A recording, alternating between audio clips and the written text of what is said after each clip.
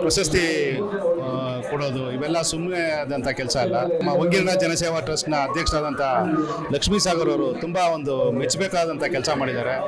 ಇದು ಯಾಕೆಂದರೆ ಸಮಾಜಮುಖಿ ಕೆಲಸಗಳು ಮಾಡೋದು ಇವತ್ತು ಎಷ್ಟೇ ಜನರ ಹತ್ರ ದುಡ್ಡಿರ್ಬೋದು, ದುಡ್ಡಿದ್ರು ಕೂಡ ಈ ಥರ ಸಮಾಜಮುಖಿ ಕೆಲಸ ಮಾಡೋಕ್ಕಾಗಲ್ಲ. ಯಾಕೆಂದರೆ ಟೈಮ್ ಇರಲ್ಲ.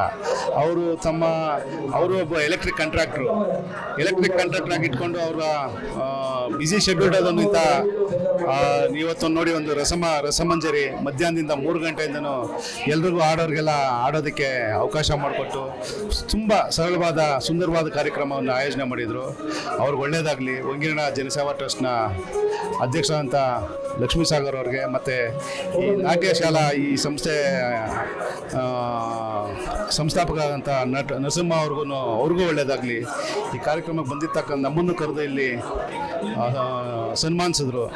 ಅವ್ರಿಗೆ ಧನ್ಯವಾದ ತಿಳಿಸ್ತಾ ಒಳ್ಳೆಯದಾಗಲಿ ಅಂತ 2 ಮಾತಂತ.